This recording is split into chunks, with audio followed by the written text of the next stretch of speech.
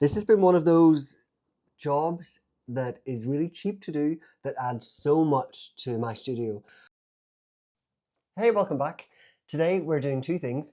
Firstly, I'm going to review my bat system that I've had for 4 years. And secondly, I'm going to show you how I make my own bats out of plywood.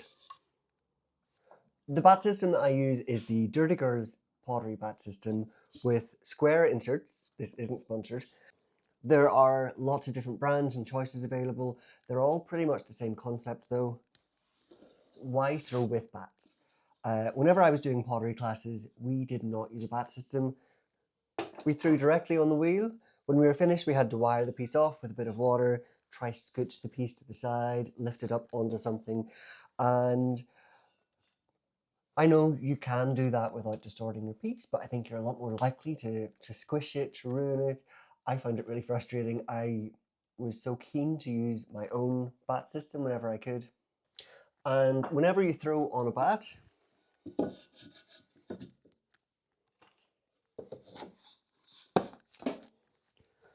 you make the piece on a little wood insert, and once you're finished, you pop the bat with the piece on it onto your shelf and you're done.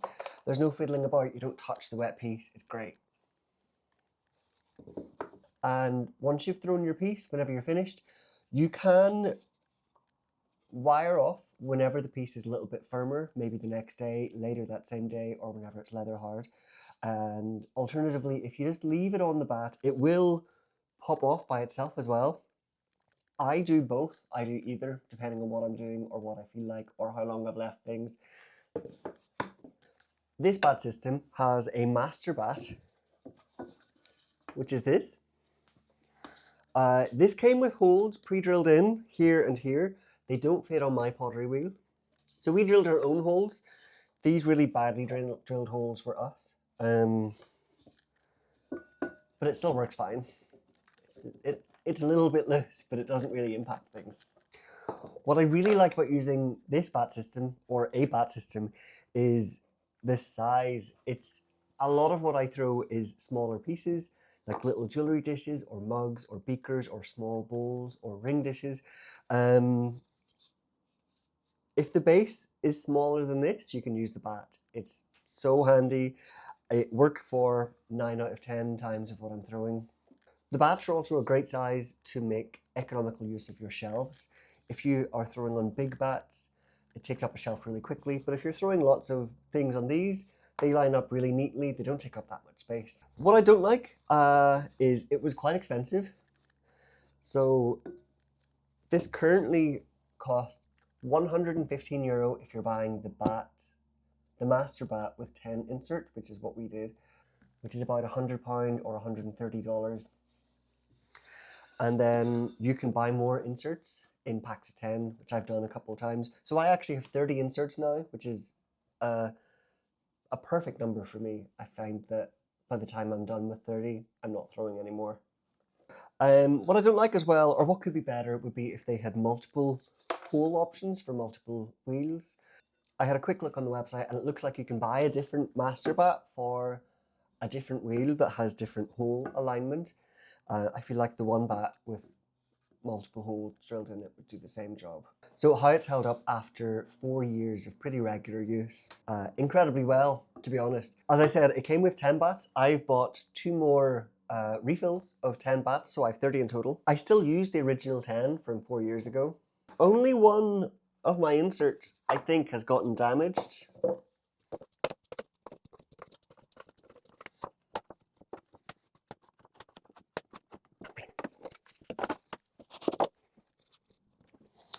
The top layer is peeling off a little bit. I think that's reasonable wear and tear after multiple years. And I do use metal tools. I'm careful. I try not to put too much downward force if I don't need to. But if I'm scraping off a foot ring, it'll be scraping the wood. But even that bit of damage, the other side is perfectly fine.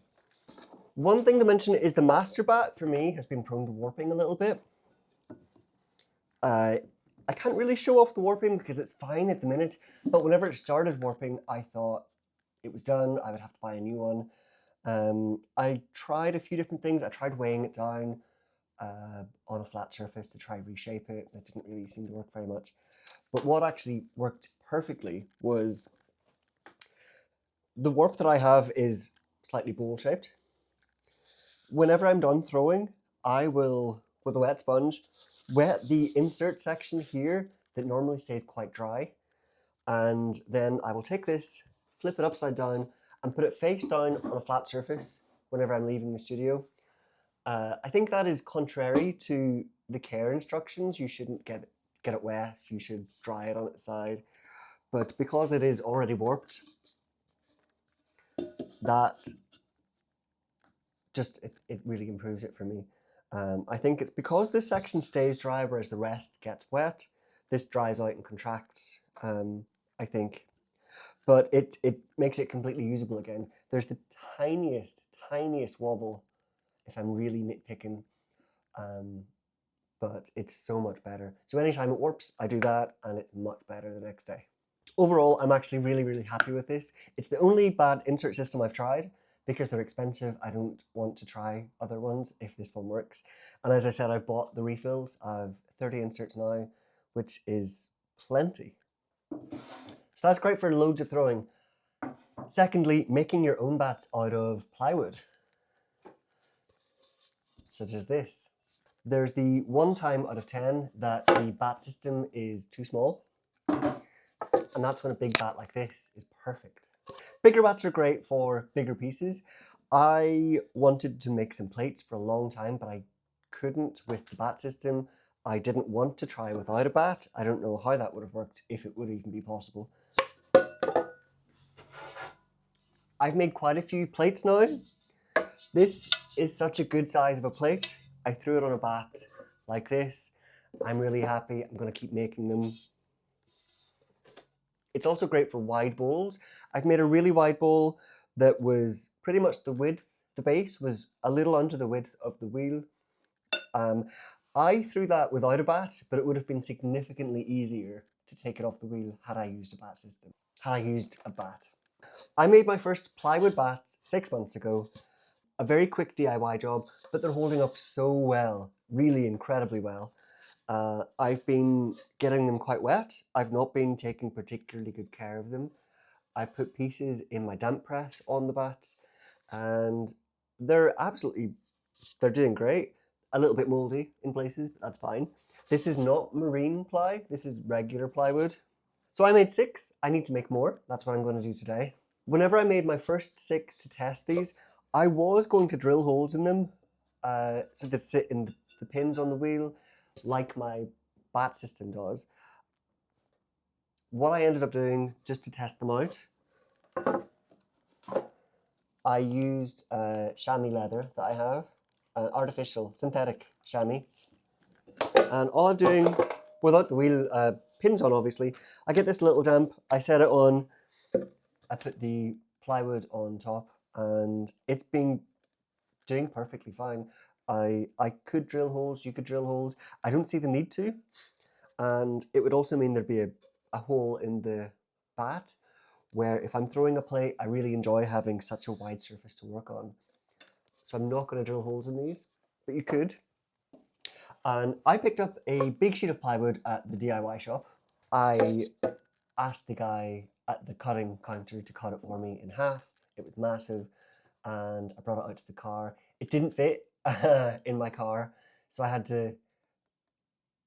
was very embarrassed. I had to bring it back in and ask very nicely if he would cut it again for me, please. Which he did, of course, but I just felt very silly that I did not measure it. I wanted it in as few pieces as possible to make the most use out of it, but it worked out fine. The sheet of plywood that I bought was 12mm thick and 1.2 meters by 2.4 meters. It cost me €36. I was able to make 6 of these out of a quarter of it, which means all going well, I can make 24 out of a full sheet, which will have cost me $150 per bat. It's an incredible price. It's so cheap for what you get. Whenever I was cutting out my first 6, I used the master bat as a template just because it was nearby and it was a good size. The master bat for my bat system is a little bit smaller than my wheel, but not very much. So I put this upside down on the big sheet of plywood, traced around it and cut out with a jigsaw. Really straightforward. The cut isn't perfect. Again, I intended to sand down the edges after using the first 6 for a while. I don't think I need to. I'll show you what I did.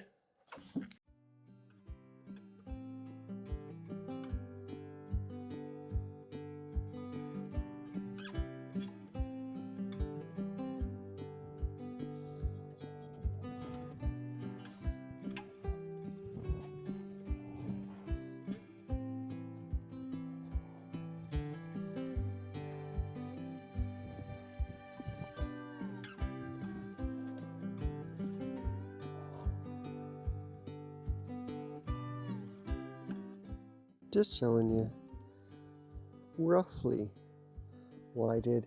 6 fits really well onto these quarter sheets. And then we're going to cut.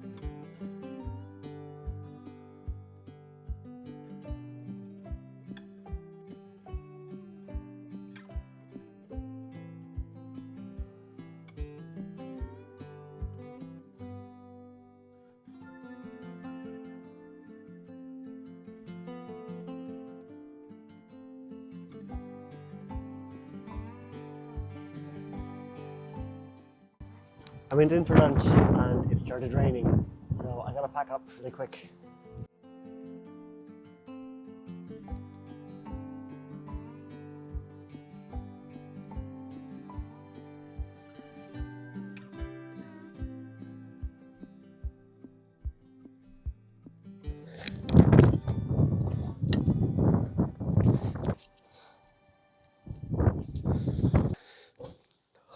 Oh, I really hope to get this finished today, but that's okay.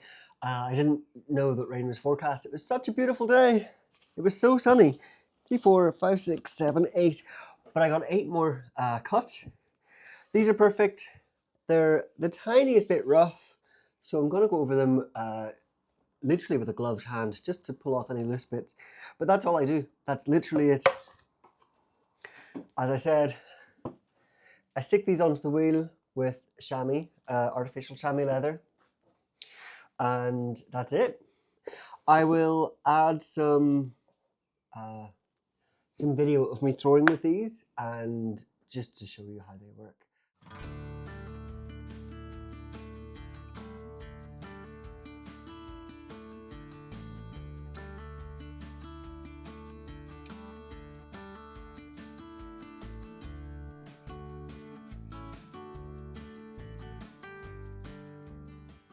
I really hope this has been useful. This has been one of those jobs that is really cheap to do that adds so much to my studio. It opens up what I can do, choices for throwing things on. I really, really recommend it. I'm not particularly handy with tools, but if you can work a jigsaw, you can do this. Hope this has been useful, but thank you so much for watching and have a great day.